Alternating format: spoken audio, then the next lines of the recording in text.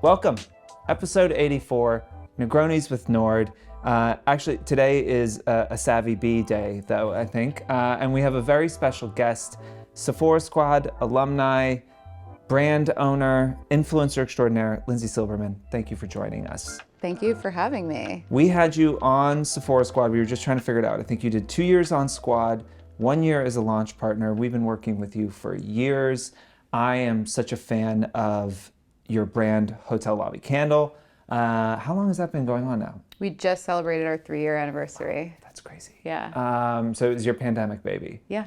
You 2020. You also did the pandemic puppy. Yes, we did that too. Just like love to do basic. Do it all. We got the dogs around the same time as well.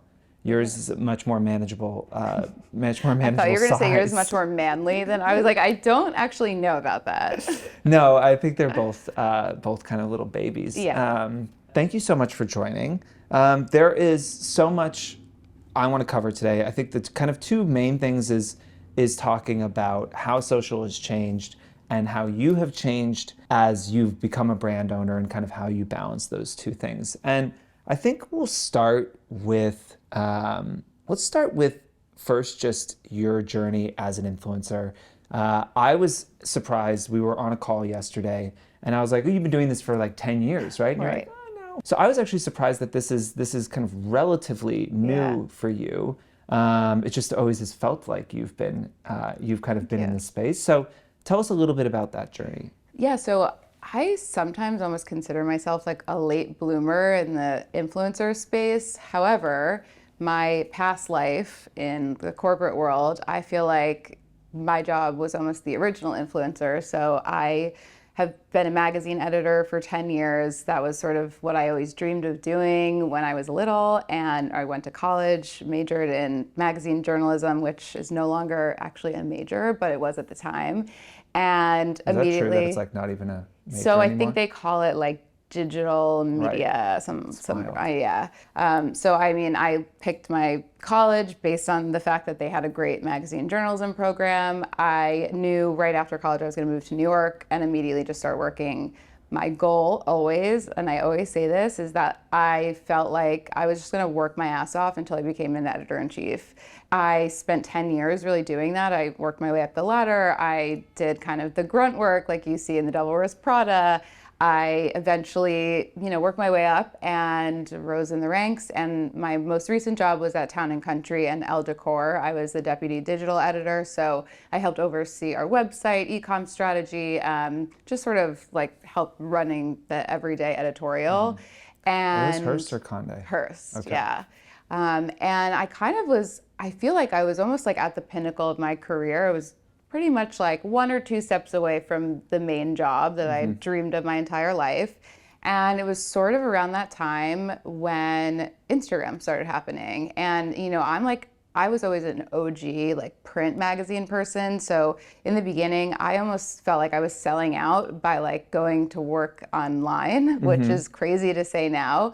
Even going digital was like kind of a departure for me because I was someone who grew up with hard copy magazines and I loved like being able to see my name and my byline and join Instagram when everyone joined Instagram. Started to build a following. I think a lot of it was that people were interested in just seeing my life and I was doing cool things and I was always traveling. Certainly never in a million years thought that I would want to be an influencer, content creator full time. In the very beginning of my accounts, like I wasn't even really in the photos. I was just like doing the like picturesque scenery or like the girl, the back of her head, like sort of, you couldn't like tell who I was or really know anything about me personally just because I just never felt like I was the, in front of the camera type of person. Which was also like, that was the early internet, right? Like the first big shift in the internet for me was the shift from look what I made or look what I'm like, this is my like view of the world to like look at me. Yes. And it was like a 2016, 2015, 2016, the shift to like, no, actually like just take a photo of yourself every day. Like nobody cares about and I was so uncomfortable your flat with that. lay, about your landscape photo, about whatever, right? Yeah. Well, I just remember I was like really into analytics and numbers and And I would always see that the ones where I happened to be in the photo, or at least facing front in the photo, would do well. And I was competitive. So I'm like, oh, I want to do well. Even though I wasn't doing it to make money, it was just sort of like a hobby. Eventually, it kind of got to the point where I had 100,000 followers while I was at my full-time job. I had not made a single dollar. I was not monetizing at the time, and I don't even know what the policy is now, but you weren't really like allowed to do that there.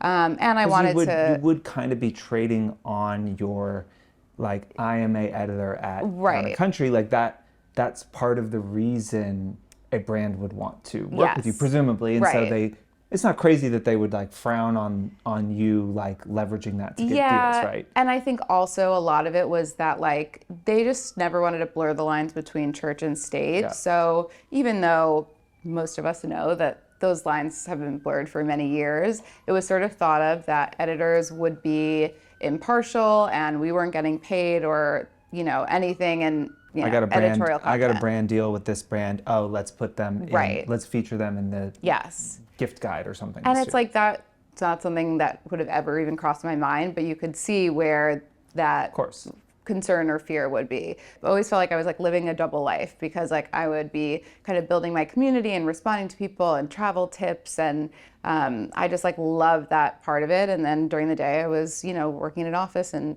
doing my job as an editor. I had a lot of brands start asking me to do paid partnerships, and I just remember thinking, I feel like I could maybe, even if I could make the same amount of money, but have like the freedom to kind of do my own thing. I also felt like I was coming at it from a point of view that maybe didn't exist with other influencers. Like I had spent 10 years as a journalist. I really like, with beauty products and travel products, like, doing like exhaustive research, talking to dermatologists, like all of that stuff was just part of my DNA. So I felt like that would be appealing to brands, to work with someone who came from an editorial background. I ended up leaving my job So you weren't making any money on this when you left? No, you just $0. I was also like... Because most people are like, oh, I was making as much doing the influencer stuff as my job, so I quit. Not even $1. I wasn't even like using affiliate links because at the time I just like didn't even know if I was allowed to. I didn't want to rock the boat. So what I did was I just started talking to other influencers and my contacts at brands, and I would say like, how much would you pay someone like me for a post? Or how much do you think I could make in a month? And then I just like added up, okay, well, how many of those would I need to do in a month in order to make what I was making? And then freelancing on the side, I was like ready to like figure it out. I'd also saved money for 10 months. Like I'd gone back and forth on the decision for 10 months leading up to it. And eventually October 2018, I left. And put me in the headspace, okay, you're going down the escalators at Hearst. Walking out the building, just quit. Like, what's like going through your head that day? I actually like almost have butterflies thinking about it because it was like the most terrifying but exhilarating. Like I just had no idea what was in front of me. It was like so unknown. I really didn't have any friends that were influencers, so it's not like I could ask people what it was like on the other side, I just really took a chance, and I knew that I could always go back. My company was like, we will have you back, like if it doesn't work out. So I felt comfortable with that. I honestly like hit the ground running and started making money and doing brand deals right away, really leveraged a lot of the contacts that I'd spent 10 years making. Something I want to touch on before we jump into like why you started the business and what that was like is the community side. We've talked, I think a lot on this show, we talk about investing in your community. And especially as the algorithm is like making it harder and harder to get in touch with that community. You've got one of those followings that like brands themselves, right? Yes. They are like very, this is a part of their life that they're like, they people identify have with, made best friends through making connections. I started a Facebook group. Talk me through how you did the Silb Squad, right? Like how did that come about? How did you like start to nurture that community, and like how do you continue to stay in touch with them both in these platforms and off of them? Good question. So I honestly was just constantly getting DMs and questions from people. And I always like would pride myself on responding to every single DM. Like I would stay up till 3 in the morning, 4 in the morning. Like I could not go to sleep until every message was responded to.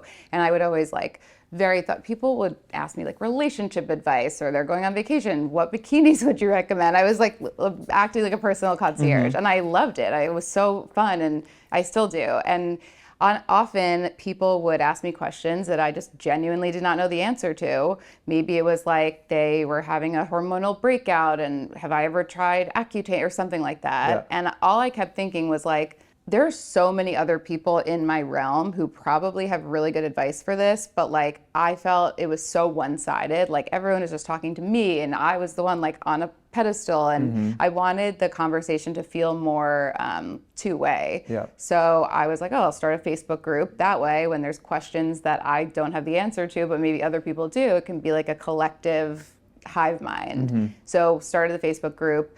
Also, one of the biggest things that I think drove people to join the Facebook group and what they liked the most about it is making friends as adults. Yeah. So a lot of girls in the group have moved to new cities or relocated and don't know anyone. And I really try to foster an environment where I post about this all the time. And I say, this is not awkward. I know it probably seems awkward, but you all have one thing in common, and it's me.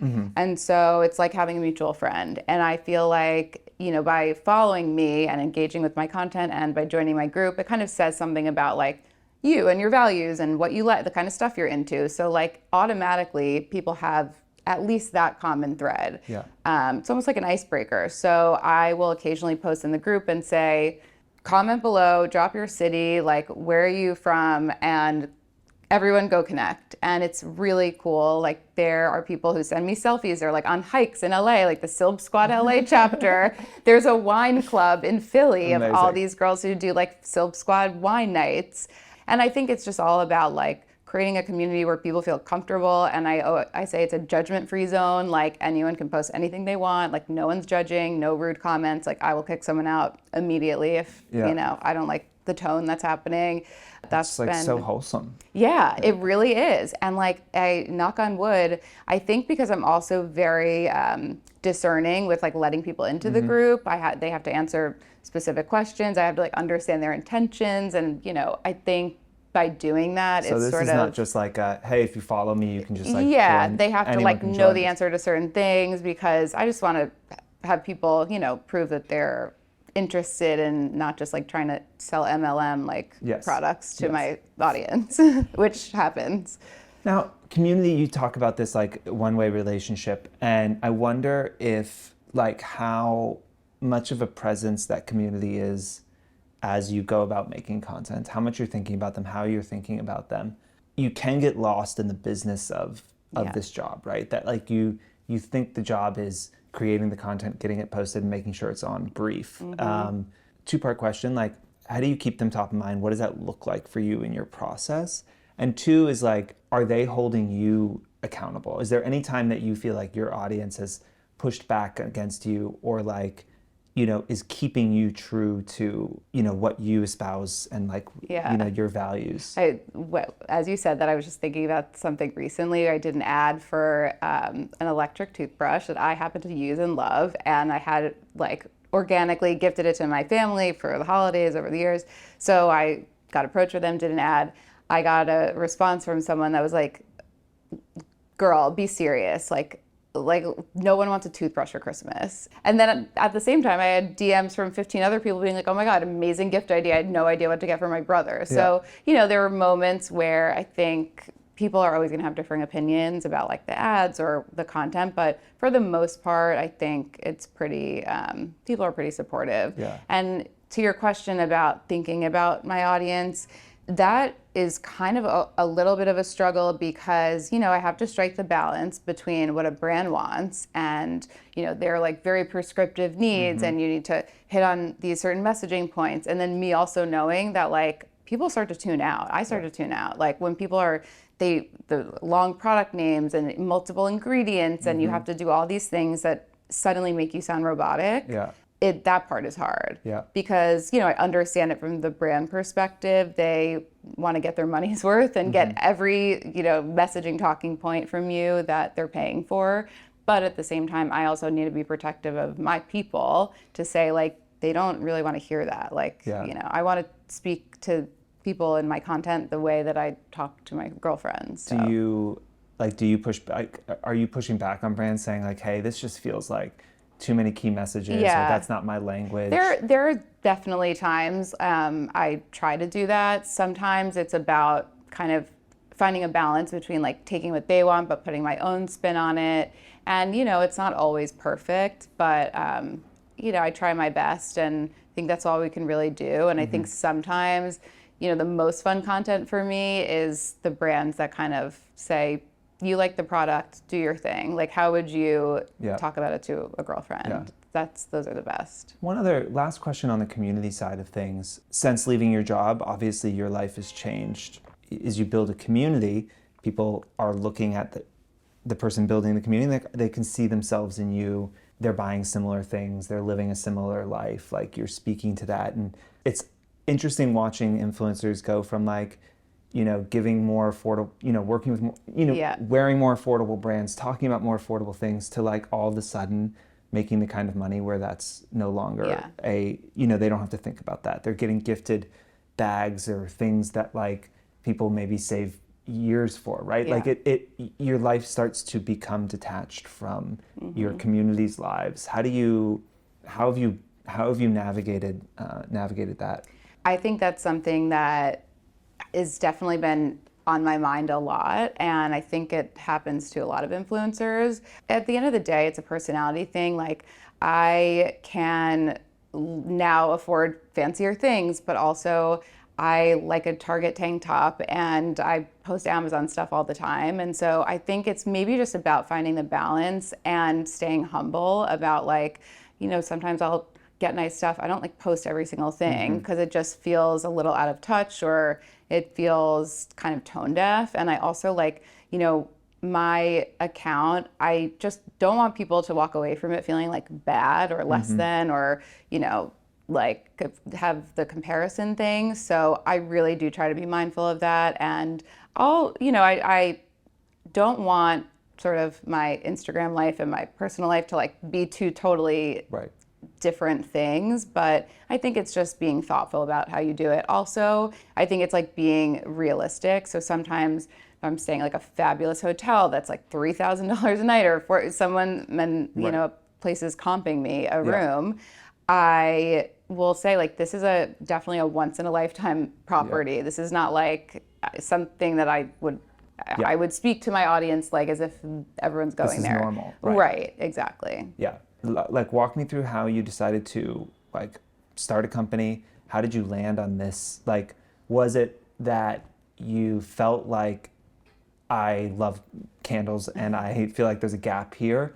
Or I want to start a business. What could I do? Why? Talk about the kind of beginning of Hotel Lobby Candle. It was a little bit of both of those things. I had kind of always felt that the influencers I admired, or the ones that I felt had the most longevity, were ones that created companies that could exist beyond them and outside of them. Who are some of your like inspirations there? I would think, well, now I think a lot about Teza and, you know, her app, and at the time, like Something Navy and Ariel Charnas, like what she was doing there was to me like unprecedented. And I just thought a lot about people who were kind of thinking about it in a long game. The candle thing, so I have been obsessed with fancy, expensive candles for my, you know, entire adult life. And when I was working in magazines, I got to travel around the world. I was staying at fabulous hotels, and I really was noticing that at a lot of these places, they all smelled so good. And I was like, my apartment, no matter what candles I'm lighting, like can't like get that hotel smell. There was like some way, like I just felt like there was something missing.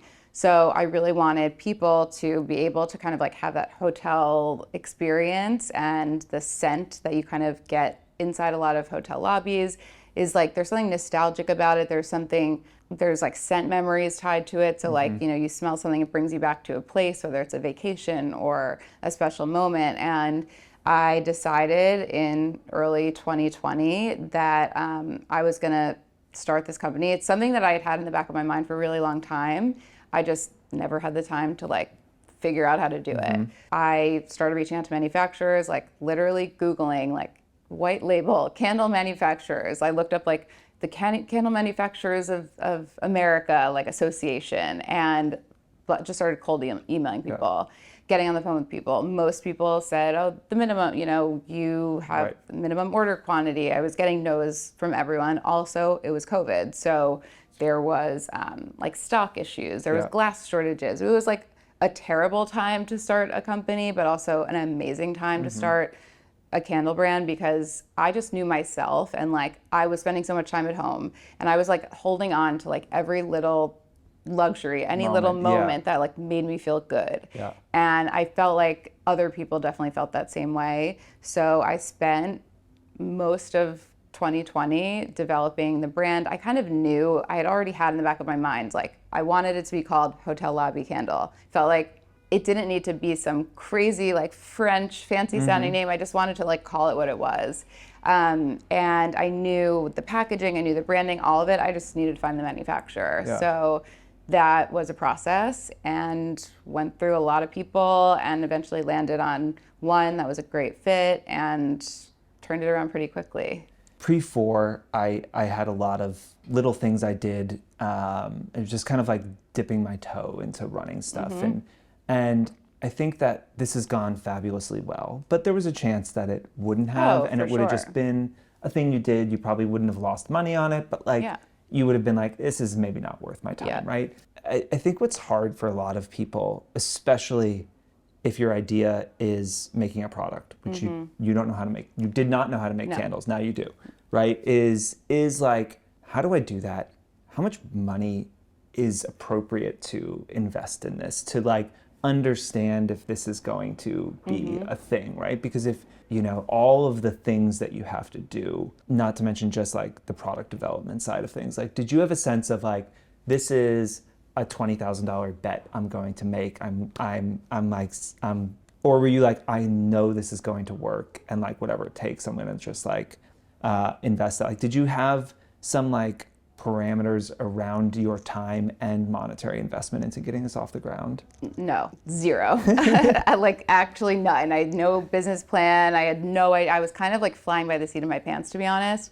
And I felt like all I had to lose was what I invested in the product. I also, because we bootstrapped and financed the whole thing myself, I also was really scrappy. Like I found my designer on TikTok. I built the website myself on Shopify watching YouTube videos. Like I knew that I wasn't gonna try to like throw, all this money, and obviously we couldn't do an event at the time but I just was trying to be smart and scrappy about it. And I felt like, all right, well, if I could sell these candles and then I take the profit and then I invest it back. I knew I had like a fallback plan. So in a way I thought, at worst, it's a cool experiment where I learned how to launch a product, learned how to build a website, learned all, and it fucking failed. At best, it becomes something. And I don't think I had expectations either way. I was just like, this is something I love. I think it's cool. If other people do too, great. And if they don't, then I learned from it. So. Much harder than you probably anticipated. I had like I look back and think to myself, like, how did I think that products just arrived at people's doors? I didn't even know that people had to have a warehouse and third-party logistics company. Like there was just so much that I really truly learned by doing. And I think that's like advice that I always give to people, like, you just figure it out. And that's like the superpower, I think, of being entrepreneurial, is that if you knew how hard it was, you probably wouldn't do it. I saw this great interview for the founder of NVIDIA, which is a chip maker, worth like, I don't know. And someone was asking like, what advice would you give to like a 30-year-old, starting company? He was like, I would say don't do it. He was like, legitimately, like, it's too big a sacrifice.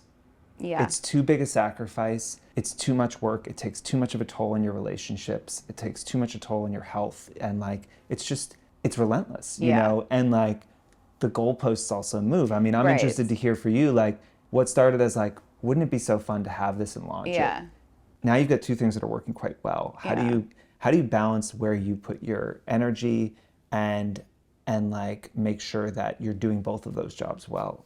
Well, I think that is something that I struggle with for sure because I feel like I'm doing two full-time jobs, and people always ask like, what percent? Even my dad, every time I'm home, my dad's like, what percentage would you say you're working on HLC versus your own thing? And I'm like, it just depends on the week. And some weeks the pendulum swings more when we're launching a new scent, or we're doing a pop-up, or we're doing in-store events at Neiman's.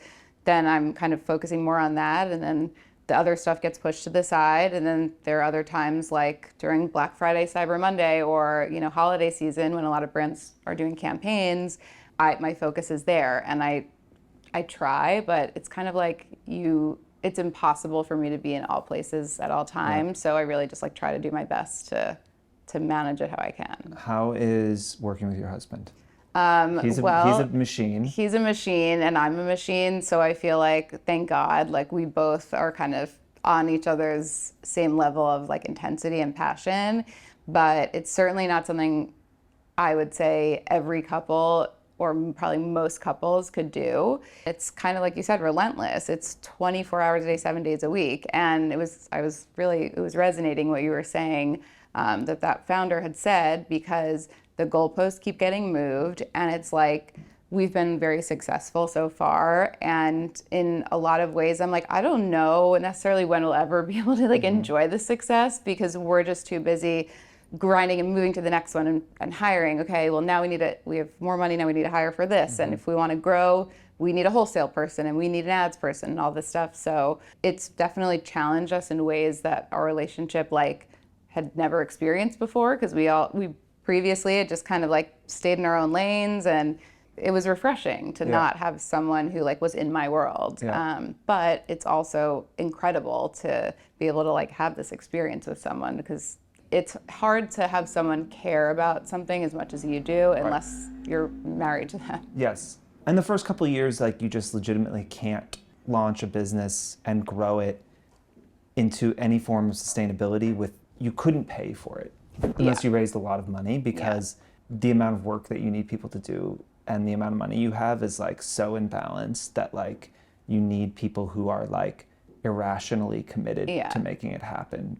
Which is why like a co-founder, whether that be your spouse, which I feel like is not, I mean, I know like Ariam, Cass and Matt, they have a similar kind of setup. Do you have a way to say like, we're going to stop being business partners in this moment and like go on a date? So he's better at that than me, because I'm just like zeroed in and like I would spend 24 hours a day just talking and doing only work stuff. But we have a dog now, so I feel like that helps. And sometimes he'll like pull me away from my screen. Like we have our apartment in Miami now, and at sunset, like we're both having a glass of wine, and he's like ripping me away from my computer and being like, you need to sit here and like watch the sunset and disconnect, and like we need to like not talk about work and just spend 30 minutes decompressing.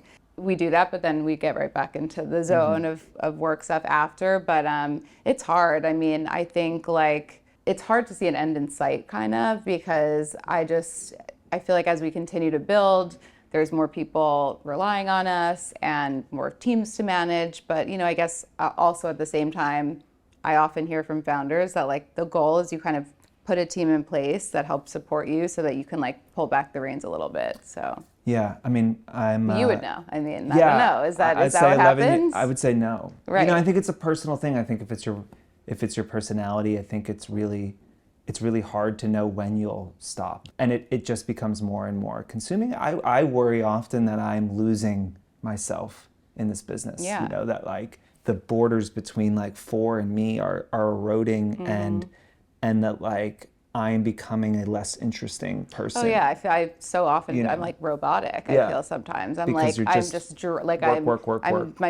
I'm drained of a personality and like my other like things in life. I forget like what it's like to kind of operate like a normal human being, like eat dinner at a normal time, like have like non-work related things. But I love it. And, there are moments where sometimes it's like a roller coaster and I'm like, oh my God, like, why the fuck are we doing this? Like, this is like a nightmare. But then there are other times where it's like so cool. And also like, we've been able to control our finances in a way that like I never was able to before working, on a salary. So do influencers come to you, like, how often are people coming to you saying like, should I start a business? Like, this has worked out really well for you, obviously, and you've been able to support both. You're super involved. I think there's a lot of pressure on influencers to find a way to kind of leverage their following into something scalable that can maybe last a little bit longer, that's bigger than them. We touched on this a little bit, but like, is your advice generally that this is something people should do? Is it something you feel like for most influencers, actually, this is like, isn't a really viable path? Like, what's your answer when that question comes up? It's only a viable path if you are like so prepared to invest like every ounce of yourself into something. Like I had other ideas like previously that I was like, oh, maybe I'll start this or I'll start that. And I don't think any of those would have had the legs or like the longevity. So number one, it has to be something that you're like so obsessed with that you could talk about for years and not get sick of. And also just like feel inspired by. Yeah. I also just think you have to have like discipline and grit because it really is so much harder than I could have ever imagined. Like it's not for everyone. And I think most people are self-aware enough to know that like starting, if it was easy, everyone would do it. But there are definitely people who ask for advice or they want to start, but most of the time I feel like people just don't know where to start. And that is the biggest obstacle to why most people don't. And I didn't know either, so I just Googled it. Yeah. I didn't even know I didn't even know anyone who had started a company or product-based business. I had no one to ask. Right. Like, I had a similar thing before. I knew with my co-founder, we wanted to start a business together, and we had 10 other ideas before this one. And there's a great, if you hear the Netflix guys talk, they almost started a dog food company. Like I think a lot of times you want to start something, and you have an idea, you get excited about it for a week, and then you're like, well, that's actually kind of stupid, right? Yeah. And then there's the ones that they just are like nagging. They're just like, they're always there, and it feels like I'm gonna like, I think that's the only advice I can give people is it's like, if it feels like I'm the person to do this, I'm uniquely like positioned to be able to do this. Exactly. And like, I can't stop thinking about this. And like, I just feel like it's an itch I have to scratch, that it's worth like taking a shot on. But like, if you just sit down and say, what business should I start? Right. I sell a lot of t-shirts. Maybe I'll start a t-shirt company. Yeah. That's probably not. Oh, I mean, I was like, oh, I wear hats. Like maybe I'll start like a sun hat. It was exactly that. But like, was I uniquely qualified for any of those things? Not really.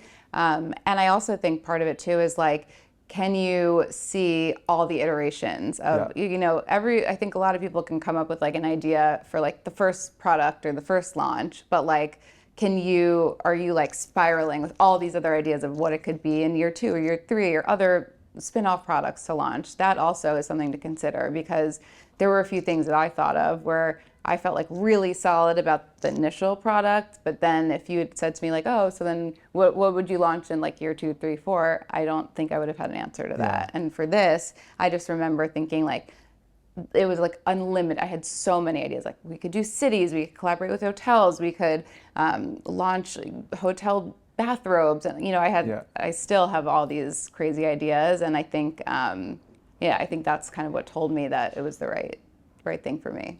Which one do you think is harder? Influencing versus, oh my gosh, starting a business is like 100 times harder. I say to my husband every day, I'm like, wow, because being an influencer is challenging. You're running your own business. Like there's a lot, you do a lot of juggling and a lot of personalities you're dealing with. You have to like be professional and deadlines, but what you don't really have is like, overhead and like HR. Most people don't have like employees, or maybe you have some like contractors work for you. FedEx loses a packet. You don't have to really worry about customers like not getting their things in time for Christmas, and what happens when a candle breaks and then who pays for, there's a lot of that and managing a warehouse and Right. all of that kind of All the stuff. things. You really, I had sometimes when things are stressful with the candle business, I like say to my husband, okay, I'm just gonna go like hide in my room and film my like beauty tutorials and just like go back to the life, like that other life when things were like simpler and I didn't know how good I had it. But yeah, I don't know. I think it keeps me on my toes, and I also feel like I've gotten an entirely new education and something that like I never in a million years thought I would do. I didn't consider myself entrepreneurial. I think I realized I'm much more of a creative, I would say, than an entrepreneur, but it's taught me a lot about myself. And I think it also just teaches you that there's like no handbook. And I think most people think, oh, well, there's got to be some like insider's guide or something how to start a business. And at least from my experience, you really just like figure it out as you go. Yeah. How has owning this business, growing it, using Instagram, TikTok, influencers to help grow the business, how has it changed or impacted the way you approach being an influencer and content creator, working with brands? I have an interesting perspective from both sides because I'm always like very sympathetic to the brand because I am the brand. So if I'm working with a brand and they have certain requests for a campaign, I understand people being sticklers about things because those are the things that they really care about and the messaging that they really want to get across. And I understand that from my own brand. It makes me want to kind of sometimes tell brands like, you can just trust the person because some of our best or highest converting or the people that have posted about us have done it in like the most basic, not overthinking, not over analytical, didn't use any talking points that was the best. I think really leaning into whatever the person's experience with the product is goes a really long way. Yeah. Yeah, I mean, something we're constantly pushing back with on brands, and it's, as you know, as a business owner now, right? You're paying someone, you want that content to do all the things you need it to do, right? You want to be able to maybe use it in an ad, you want to be able to use it in your in your emails. Maybe you want to touch on the new scents, and you want to make sure you get the packaging. Right. It's like you can see how it gets to a place where all of a sudden you have this brief that's like full of so many things. I did that. Like Yeah. we had a very small micro influencer campaign, and I always said, well, if we ever did like paid partnerships, like I'm not going to do a brief like all these other brands that send me 25-page PDF. Guess what my thing ended up looking like? Because I just got carried away. I was like, well, I want to make sure like everyone's in neutrals and it's a neutral background and the nails and the jewelry. And I'm like, wait a minute, I'm literally doing what drives me crazy. But then I also understood like, well, it's quality control. You want to control and make sure that things look cohesive and does look like your brand. But I also then like dialed it back and like chopped off like, I kind of was like, all right, what are the non-negotiables for me? And I also think giving influencers examples, that's always my favorite thing when a brand shows examples of what they like, because like I just want to make sure we're on the same page. Like, are you thinking something like super artsy and like slow and beautiful, or are you thinking like testimonial, direct to camera, like sell the product? So giving examples I love, and also just like I think giving people jumping off points or things that like maybe just kind of get their brain thinking, but not like telling people specifically what to say is helpful. Like I just did a campaign for a product, and they told me that like the serum, like there was like one serum sold every like 90 seconds or whatever. And I was like, oh, that's actually really interesting and a great selling point to me, a great hook. And they didn't say I had to say it, but it was a good takeaway for me to include. So if we have like one of our candles at a 2,000 person wait list or sold out multiple times, provide all of the information and like do with it what you will, and let everyone kind of, interpret it or do with it however feels most natural to them. Is there any amount of could hotel lobby get big enough that you would say, I don't want to do the influencer thing anymore? Is it something you will always do? Like, let's say you're doing, you're selling $30 million a year of candles, and you've got 75 people working for you or something. Like, would you ever say, I'll hang up like being a professional influencer, or is it something you think you'll always do both? That's a really good question. I've definitely asked myself that a lot, and I genuinely don't know that I would ever really be able to let go of the influencer thing, just because I think it allows me to like use my brain in a different way, and it flexes different muscles, and it feels like kind of my thing. Whereas, you know, sometimes with the brand, like there's like a lot of people involved and big team meetings and, you know, lots of conversations and Zooms, and whereas with the influencer stuff, it feels like something that's like just mine. I can just like lock myself in a room, shoot my Instant content, gratification. right, Yeah. edit it, chop it up, like kind of be creative with how I want to create the content. And I like still thrive on that, and I still love it. I mean, maybe I would take less partnerships and charge a lot more for them because I, you know, would eventually want to do less or have less time. But I do feel like there is like something really fulfilling about it to me, and especially from the community aspect too. Yeah. But last question, what is the best smelling hotel in the world? Oh my gosh. Oh, that's, now I really need to think about it, because I probably don't want to put this in because I don't want to like say it and then rip off their scent or That's true. take inspiration from their scent. I mean, one thing that I will say, and one of the things that was sort of the impetus behind this idea was, I remember I had stayed at a Shangri-La in, I don't know, maybe it was Australia or something. And I remember I was super jet lagged, and I like walked into the lobby, and I was immediately just like hit with that scent, and I fell in love with it. And, you know, we would tour around during the day, and at the end of the day I'd come back in, and just immediately that like scent just like put me in a place. Maybe a year or two later, I was traveling and I stayed at a Shangri-La in Hong Kong. And I remember I walked in and I was like, oh my God, it's that scent. Like it like immediately triggered this like nostalgia emotion thing for me, that I like loved the scent. It smelled so familiar. I hadn't smelled that scent in 2 years. And I remember like that, thinking like that, this is so cool. Like it's so cool that you can like smell something and associate it with something else. And I remember that being sort of like a light bulb moment for me, where I wanted all of our candles to sort of like do that for people, even if it's a place that they've never been. And what's your favorite candle of yours? I have to say, like, it's a tie between Miami and New York. Miami is sort of my like light, bright, kind of summery candle, and then New York is like the sexy fall, winter candle. Yeah. And I have a few of them. Oh, here for amazing. you. Yeah. I was like, it was like a light bulb for me when I realized that the hotels were pumping it through the HVAC. Because we had looked at like here installing it, because you're like, how do you, like a space this big, you can't make it smell good unless you do that. So I'm ready for hotel lobby, like HVAC integrations. We've thought about it. We've definitely been approached to do it. I feel like that's like a whole other ball game. But for now, focusing on smaller steps. Yeah. Well, congratulations on everything, and thank you so much for your time. And when's the next launch? Q1. There's definitely something happening in March, and then sort of up in the air, but definitely something big in Q1. Okay. Thank you so much. Thank you.